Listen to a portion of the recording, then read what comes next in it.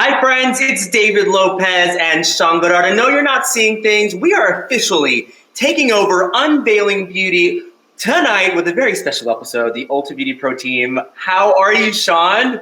I'm so good, David. It's so good to see you, sister. I know. People don't know this. We've been earlier, we were together. We've been quarantined together. We live like 5 blocks from each other, so it's weird to see you through a screen, so I see you all the time. But we are here taking over, and we're going to be talking about some really special journeys we've all taken to get to where we are in our careers today. We have Sonya Dove coming up, who we're so humbled and honored to hear her journey as well. I mean, her career is incredible. And Sean, you are such an amazing educator and facilitator. I obviously not just being sisters and best friends, but I look up to you so much as a hair artist.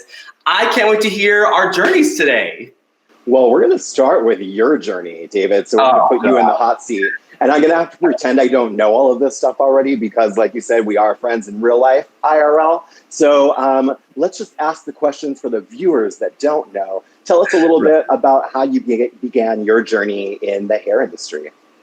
Well, it was a little bit unconventional. I mean, if you go back to the very beginning, people ask me, when did you start doing hair? For me, I feel like I've always been doing hair since I was born, because I've always been obsessed with hair, how it's been animated, how it's been drawn, how people wear it, how transformative it is. And I'm Puerto Rican. It's such a big part of our culture, watching my mom get her hair done all the time. And by the time I was 15, I was doing roller sets and blowouts and pretty good at it, to be honest. But when I graduated high school, I was like, you know what, I'm going to go to college and get a real job.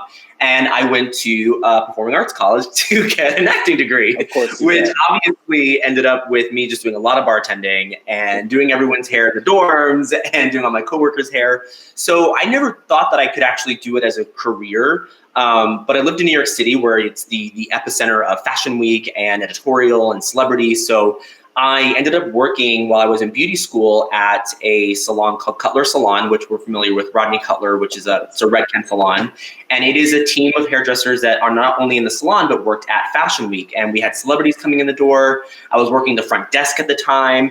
And it was a really cool, immersive time for me as a hairdresser, a baby hairdresser, to really see another side of the industry that I never knew even existed, to be honest with you. So cut to me assisting on the salon and then assisting Rodney at Fashion Week. I went from crossing models' names off lists to cleaning brushes and cleaning combs, and then carrying kits across snow and going all around the place, making $200 a week, so minimal, sleeping on couches for the better part of 2 years. I mean, it was destitution at its finest, but it was like the hard knocks life of school of, hairdressing at that point. And I ended up going into management in the salon to kind of like help me kind of have some sort of sustainability. And I ended up working at Divashon, which was, it's a curly hair salon. They're the creators of Diva Curl. And I worked underneath Lorraine Massey, who was the creator of the Curly Girl method. So then I started getting this influx of other information and knowledge, and it really helped starting to round out my career. At this point, I really knew that I wanted to do more of like celebrity photo shoots, and I was in the right place to do it. But also because I had an acting background, I started to get asked to do videos for brands. And that's when you and I started meeting at the hair shows, because I had never done the American hair show circuit at all. But there was a brand that I worked with that used to be FHI, turned into One Styling. And they asked me to do some videos for them and then took me on the road to Canada. We went to Edmonton, Halifax, Saskatoon, Saskatchewan. I think I saw you in Edmonton for the first time. That's where we met for the first time. Probably like 10 years ago almost at this point. Yeah, that's like a decade ago. And when I went to the hair shows, I was like, oh my God. It was a whole different ballgame. There's like people on stages, there's like models, and there's like drama, there's hair flying everywhere. That was the first time I was introduced to her. I saw Ammon Carver on a sign, and I was like, who is that? Like, talented human being, and seeing you on stage, it was just a whole other world. So I come back to New York, and I decide to keep pushing for this, getting an agent. I had a goal in my mind. I was like, I want to have, by the time I'm 30, I was like, I want to have a Vogue cover. I want to have an agent. I want to have a billboard. I want to have celebrity. I want to have all this stuff. And by the time I was 27, I had done it all. Like I had kind of fulfilled all of those goals for myself. I had an agent. I had been on QVC. I'd been at HSN. I've been on QVC now for 6 years. I've been all around the world. I've done some of the biggest stars that you can imagine. And I did all those things. And then I ended up, having the biggest opportunity in my career so far, which is Ulta Beauty. Being a part of the pro team was such an incredible team of people at a place that really stands by all things beauty all in one place with some of the big stars and talent in our industry. So that's like the little synopsis version of my career. That's like a very buttoned up wink, wink. If you want to know the real tea, you can send me a DM later. I'll give you the more lengthy version. But yeah, that's kind of like my little path that I've taken. I love that while you were talking about celebrity and famous people, they were playing a clip of you putting a weft on my hair for that photo shoot in Chicago. You're my own little celebrity, Sean. So what's interesting, David, and I think that this is something that we have in common, is moving to the big city and living what they call the New York dream, but it's not always the dream at first, right? It takes a while to get there. And even still, I bet we can agree that some days we're wondering. Yeah, I know. I mean, New York City is a hard place to do it. I think you have to really have a deep passion for this industry, especially being in New York City and wanting to do what we do. The passion is what's going to carry you through those moments of disparity and feeling like, what am I doing? Like, how am I going to survive this? Your passion for making people feel good will carry you through. If your passion is self-serving or about your ego, it's not going to last, it'll crumble. But if your passion is truly to make the world a more beautiful place inside and out, those moments will pass because you are serving a greater purpose. So New York City has definitely been a tough time. I guess I for all intents and purposes was homeless, eating ramen with dimes that I found on the street. But, I made it happen. Look at me now. That was a 360 pivot right there. Yeah, 100%. So David, tell us, during that journey, was there any one person in particular that you really looked towards for guidance or inspiration? I would say, in retrospect, I had so many people in the industry that I assisted that really opened my mind to new ways of touching hair, approaching hair. I come from a Latin background. It's a lot of pulling and tugging and grabbing. And most of the people that I assisted were either British or Australian or from Asia. And they just have different sensibility from what I knew. And people like Rodney Cutler, Lorraine Massey, the people I assisted at Jed Root, which no longer exists. It was the top tier agency at Streeters, which is like the #1 agency for editorial. Assisting these people opened my mind and helped me kind of keep my mojo going because I was so inspired by them.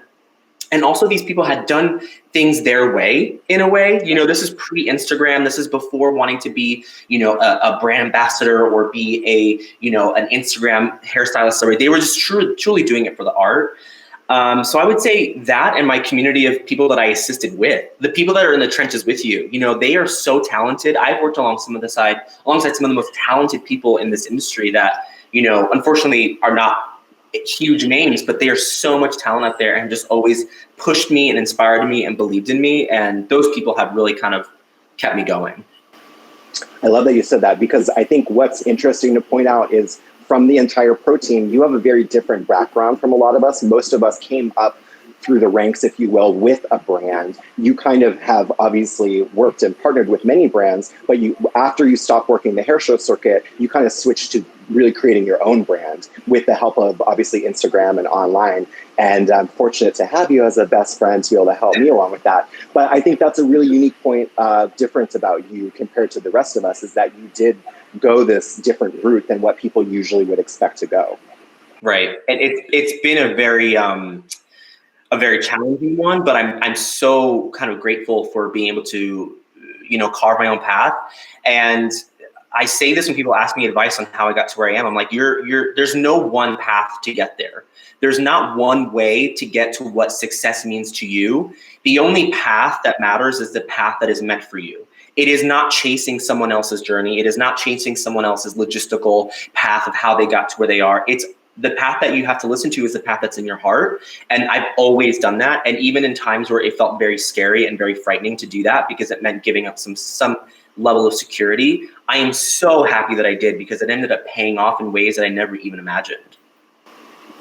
So tell us about what one of your, or to you personally, what's your biggest accomplishment? Like, what do you hold the closest to you that excites you the most? Oh God. I mean, there's again, the goals that I had, getting an agent, having Vogue covers and having Billboard in Times Square and having celebrity clients, traveling the world. I went to Miss Universe, like all these things were so great, but they happened. And I think you and I relate to this. It's like, you're always chasing the next big thing. So when it happens, it's kind of like, well, that's next. What's next? When I joined the Ulta Beauty Pro Team and I was approached and talking to Nick Stenson and Evan Carter about it, I was like, wow, this really aligns with everything that I've been trying to kind of like facilitate in my own career. Like I was wanting and craving to be a part of a community that's helping to elevate the industry, because our industry serves a bigger purpose, which is to make people feel good about themselves. And we do that in two ways. One, by having fantastic facilitators and educators that help uplift the stylists behind the chair at Ulta Beauty and beyond. But also when we elevate them, we elevate our guests behind, that are sitting in the chair.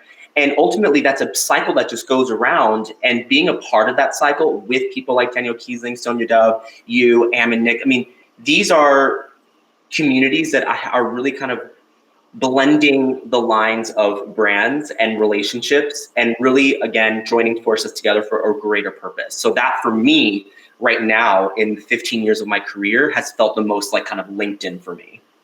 I love that. It's like full circle. 100%. No, let's see. I feel like we've talked a lot about me. Surprise, surprise. It's usually how it is. What else is new? What else is new? An insatiable narcissist. But Sean, I also know some of these answers, but I am more curious to know about you, and I want you to share kind of your journey. And did you ever think you were even going to get into hair? Was it something you ever wanted to do? And how you got to being this really fantastic educator that you are today with Redken? So my journey started, I actually didn't know I was destined for hair, if you will. I couldn't figure out what I wanted to do. And I feel like a lot of people, when they finish high school and you're trying to plan what's next, struggle with that. So I kind of sat back, and instead of rushing into something, I was doing a retail job selling shoes, which I still love shoes to this day. But I was like, what am I going to do after this? And the pressure was starting. It was like 2 years out of school. I needed to figure it out. And I knew that I always had an interest in hair. But at the time, people always said, oh, you're just a hairdresser, as if that's not a career.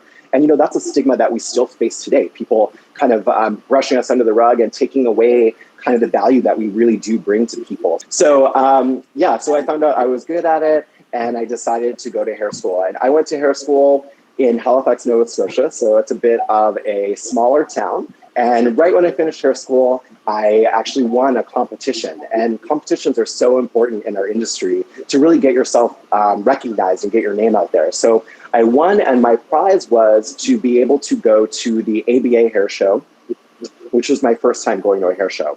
And I remember walking in the doors, and it was Samvia and Chris Barron from Redken, actually, that I saw. And I was just blown away, because I had no idea that world even existed with stages and models and all of this stuff. So anyway, I moved to the big city, which in Canada is Toronto. And I lived there for about 10 years, continuing my career in the salon. But also, when I first moved there, a sales rep from Redken came in and said, you know what, we're looking for new artists. We think you'd be really good at this. And I was like, wait, you mean the people that get up on the stage and do all that crazy stuff and like talk to people? Now, I know this might be a surprise to some of you watching. I used to be really shy. And I know, believe it or not. And I was the person that in school would call out when I had to like present in front of a class. So anyway, the good news was that I took the leap of faith in them, that they believed in me. And the amazing thing about working for Redken this past 15 years has been that not only have I learned to be a better hairdresser and hair colorist, they've also helped me to be able to be a better speaker, educator. And ultimately, we have a saying at Redken, we say, learn better to live best. And I can definitely say in the past 15 years with the brand, that is what I have done. Now, in the last few years coming to America, I think there's a movie about that. What I did when joining Ulta Beauty was really amazing, because that's not something that we have in Canada. So I didn't really know much about it. And I came here and everyone was always talking about Ulta. So it was really great to be invited to be a part of the team. And I love what you said earlier, David, about one of the proudest things about our team, I feel like, is that we were able to break these barriers of brands. Normally in the past, we would never hang out with someone from Wella or someone from Kendra. We'd always pretend we didn't know each other or something like that. And so behind the scenes, you know what I mean? So it's been so great to be a part of a team that's really broken down those barriers, and we're uniting as a group to really help empower all of the stylists. Of course, at Ulta Beauty is across the country, but all stylists out there in general. Yeah. I mean, it's been such an amazing career, but I want to kind of throw a curveball. I want to go back to a moment in your career. What do you think it was that you were doing behind the chair? Because this is always a question that people ask, like, how do I become an educator? What do you think you were doing in the salon and behind the chair that a rep noticed you and wanted to invite you to be a part of Redken? Like, what do you think that was?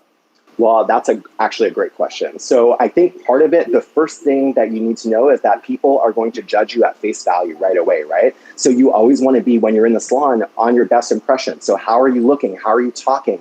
This rep had seen me several times, so it's not like she just walked up to me out of nowhere. So they're judging kind of silently, determining if you're going to be a good fit.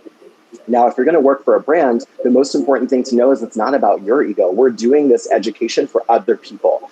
Our self being up on stage is just part of what goes along with the job, but we're not doing it to be, I know, David, you wanted to be an actor, but that didn't work out. So we're not doing it for that. We're doing it to really share the gift. But what I will say, what's helped me the most as an educator and kind of set me apart was really working on things that are time-saving and efficient.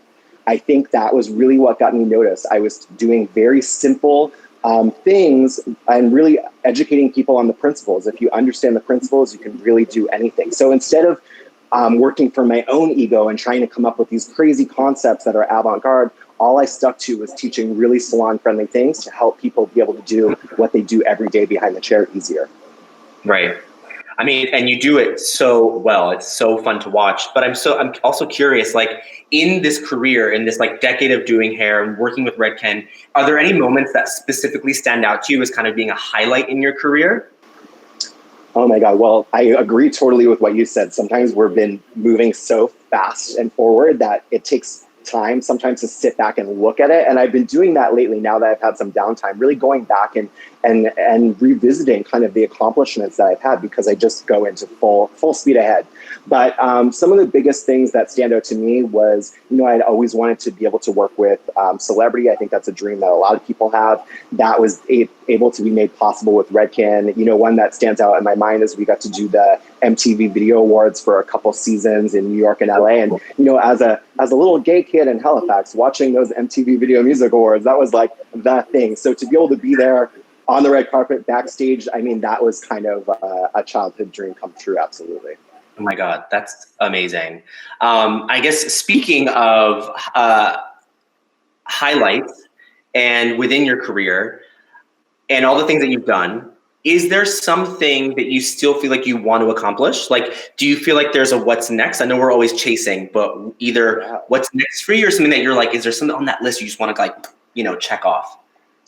That's a hard question. And I think, we've talked about this on the side personally, is that we believe in making goals and goal setting to get you ahead. And right now, I'm not afraid to admit that I don't know what's next. I'm constantly thinking about what it is that I can do to really, branch out or try something different. And it's something that I am still thinking about. And the reason why I say that is because it's okay to feel that way. I think a lot of people out there might achieve some goals and be like, okay, now what do I do? And the most important thing to understand is that it's okay to be happy with where you are right now for a little while and just take that ride for a little bit. And then sometimes when you take that relaxed moment is when you come up with some of your best ideas as to how to move forward. So I think with the situation in the world right now, with COVID and people having had a lot of downtime, or some people still not being back to work yet, it's time to just take it all in and be grateful for all of the things that you have achieved in your career. Don't stress yourself out about what's next just yet. It will come to you once everything else falls into place. Very good advice. And I know that after speaking with our next guest, I know she's had moments like that as well. I don't think she needs a very huge introduction, but I'm going to anyway, just to make her blush a little bit. Miss Sonya Dove is coming up next. She is the Intercoiffure Color Council Director for North America, Wella Professionals Global Ambassador, and also we are so humbled to have her a part of the Ulta Beauty Pro Team. She's an award-winning colorist. She has won the Favorite Educator of the Stylist Choice Awards. She's won the Wella Industry Icon Award, very well deserved, and also has won the NAHA Master Hairstylist of the Year. Please help me in welcoming Miss Sonya Dove. How are you? Hi boys, girls. Hello. Good to see you. It's good to see you. We missed you. Yeah. Oh, I so miss being together. Oh my gosh. It's we all live so far apart, but I tell you what, at least we keep in conversation with each other. Yeah. Absolutely. Pretty much every week, definitely. Okay, so Sonya, now it's your turn to be in the hot seat. Are you ready? I am. Okay, so tell us a little bit about your journey leading up to get to where you are today. Well, not a lot of people know this, but I was originally at school wanting to be a nutritionist. So that's what I trained for. But unfortunately, I failed all the subjects needed. And someone said to me when I was at school, they said, oh, well, why did you want to be a nutritionist? I said, I just want to work with people. I love people. They fascinate me. I'm intrigued by them. And they said, well, have you ever thought about doing hairdressing? And honestly, I had it never even crossed my mind. I went to beauty school in Devonshire in England, which is the very south part of England, far, far away from the big city, London. And I never looked back since. It was incredible. I absolutely loved it. And then when I got my certification to be a hairdresser, in England, you have to do a third year. You have 2 years at college, and then you have to do a third year in a salon and as an apprentice. And what that means basically is you're sweeping floors, making coffee, and just greeting clients. You're not legally allowed to touch hair of a paying client. So I got bored very quickly being this apprentice in a salon. So I decided to enter competitions. And at that time, I was with my partner, husband at that time, Christopher Dove. And we both decided to enter every competition we could in 1 year in England, just for extra things to do. You know, when you're young, you're a little bit mad, there's not enough to do. So we entered competitions, and sometimes he would come first, and sometimes I would come first, and then he'd be second or I'd be second. And in 1 year, we won every competition in England. Now, this is back in the 80s, so it's a long, long time ago, beginning 80s. And we got this phone call one day by a company called Wella. We knew of them, but we didn't know a lot about Wella because we just started our own business in our salon. And they asked us to do a seminar in London at their Wella studio on how to do competition work. So we were super nervous. We put all our effort into it. We did it, came off very, very well. Point onwards, where you show all over the world, and that's what gave myself and Christopher the opportunity to travel the world with a brand, and it was unreal. It really was. And then one day, I was still in England. One day, someone approached us and asked if we would head up their education. They were a couple that had 5 schools and 4 salons in Dallas, Texas, Dallas Metroplex. And they offered us getting the green card. And we thought, wow, this is a dream come true. And we said, yes, we'll try it for a year. And we said to them, we're going to give it a year. And we're still here. That was 1994. We're now 2020, and we're still here. Never went home. Had to call our family to say we're loving it too much. And then we moved from Dallas to New York for a couple of years. I lived in New York for a couple of years, and now I live in Los Angeles. I've been in Los Angeles and been with Wella, and I've never looked back. Christopher and I are no longer together as a couple with hairdressing. So we separated a few years ago, but it's just been a dream come true. I have to say, if you could see what Devonshire looks like, it's cows, fields, and in the weekends I would milk cows. So, that is a true story. That's true. That I'd be doing this at the weekends. We had all those, things at weekends. So for me, going to London was a huge deal. Huge deal. That's where the dexterity comes from when it comes to color. Yes. It sounds like is it your organic twisting color. Organic twisting. Yes, it comes from milking cows. Now I get it.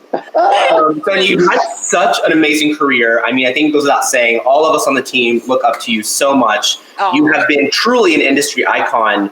Along the way, though, have you ever found something that has possibly held you back from achieving something, or something that still holds you back to this day? Yes, I have actually, David. And believe it or not, it's no one else except myself. I think I'm my own worst enemy. And I know I speak about that a lot because a lot of people can relate. I didn't feel good enough. At school, I left school with 10 failures, and my siblings left school with 10 A grades. So I had a sort of rough start. And I think where that's got me is I've been a fighter. I always have personally. And that has made me strive every day to really pinch myself and realize I'm okay, I really am. And in fact, even the days I come to see you all and we do our photo shoots together and shows, I wake up in the morning and I read a little saying from Marianne Williamson that I keep in my wallet. And it's about shining your true light. Don't cower or hide. If you have a gift and you have something to share it, because then you're going to inspire others. And I truly have to read it every single day. Even this morning, knowing that I was going to be doing this, I read my little piece of paper so that it would give me the strength and the feeling that I am good enough to be part of what I'm doing. And there's so much strength in sharing that vulnerability. And I know that other people watch this and kind of possibly, look up to any one of us, specifically you, and hear that and think, okay, I'm not alone in this, because I know that, you are a hero to so many people. So I think it's very brave and amazing for you to share that vulnerability with us. So thank you. Thank you. Thank you. So Sonya, out of this illustrious career, as David said earlier, what is one of the biggest things that stands out to you? How do you even pick one after all you've done, first of all?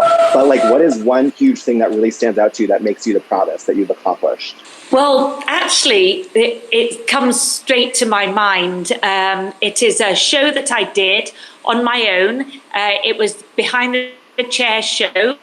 The colour show in New Orleans, and it was the first time I'd ever done a show on my own without Christopher Dove. And Christopher was more of the big visualization person of shows, and I really didn't feel as if I was good enough to do it, because actually I didn't even want to do it. I really didn't. I turned it down originally, and then when I did do it, with the love and the support of everybody around me, I just did my best show, the best show that I feel I could do. I didn't know it was a good show until you walk out on stage, and when I walked out on stage, feeling the love of people was beyond, there are no words, Sean, that can describe it. And I sometimes I get a little bit teary. It was many years ago, but I really feel as if it happened to me yesterday. It was an incredible moment in my life. It was an incredible step up the ladder, if we may say, in my career. But there's something that's a very close second. Is I never forget when I got a phone call from Nick Stenson to be on for this idea of the Ulta Beauty Pro Team. And that, to me, I had reached a plateau in my career. And Nick gave me the opportunity and the platform to be with all of you and to really grow my own self spiritually and mentally and in my craft to the next level, because I was feeling a little bit sort of flatlined. So they come close together. They really, really do. They're such special moments. And I mean, I just want to share, I was there. This was in New Orleans at the Behind the Chair color show. And I remember that day that you were going to go on, the buzz in the whole building. It was that was also just a very special show in general. I remember the energy of that show. Everyone was talking, we have to go see Sonya. We have to go see Sonya. It's her first time on her own. It's her first show on her own. And Sonya, I'm sure you felt it from the stage, but in the audience, I mean, people were teary-eyed. People cried for you. People just had so much love to see you stand up there. And I'm so glad that it was so affirming for you, because it truly was such a special moment to witness in your career, and it just makes me so happy to. That really warms my heart. Thank you. I really appreciate it, David, because I was so frightened and full of fear. And honestly, we all can feel the love everyone could feel the love. And it was really, really special. All I could think of I was almost praying inside, but then I got halfway through the show and I let go of the fear just left me. And then I just truly had a brilliant time on stage. And I've never felt that joy like that moment. It really was extremely special. So thank you. I didn't even realize you were in the audience. Gosh, now you've made me nervous. Really special. Thank you for asking that, Sean. I really appreciate it. I want to ask you too, because I think you had a BTC cover around that same time, right? Was that where that infamous cover shot is of you in the desert? Did that come out at the same time? Yes, it did. It's funny, actually. I did have that. What happened? Mary from behind the chair asked if I would be the front cover of the magazine, and she didn't want any hair pictures. And I thought, oh no. The only pictures I've got are me at festivals, fist pumping, and just out at these music festivals. So I sent all those pictures and I thought, oh no, that's going to be the end of my career. And I really thought that. But actually, it did the opposite. People want to know more about my personal life now than they want to know about my professional life. I love those photos. Those photos are absolutely iconic, and you are totally gold, Sonja. We're so fortunate to be able to hang with you and to learn from you and just laugh with you all the time too. So it's been amazing sharing and hearing our stories, but we know that a lot of you out there probably have some really amazing stories as well that you would love to share and have heard. So we were thinking, why just listen to us? Why don't we get you guys to share some of your stories throughout your journey? And David's going to tell you a little bit about how you can do that. I think it's very, very special and important for us to kind of share where we are, where we've been, and where we're going with each other. So I would love to hear, I know all three of us would love to hear that. Make sure you tag all of us on the Ulta Beauty Pro Team. You're going to have our handles here at David Lopez, at Sean Godard, at Sonya Dove. You're going to have all our handles. Make sure you tag us, send us DMs. We're so curious. We want to reshare your stories because I think we really want everyone to see that there is no one path. The only path that is meant to follow is the one that's in your heart and in your gut. And that is going to lead you to what ultimately is your version of success. So we're excited to see what your journey has been like and where it's going. So make sure you tag us there. Well, we can't wait to see all your stories. Thank you guys for tuning in to tonight's episode, and we'll see you guys soon. Thank you guys so much. Thank you.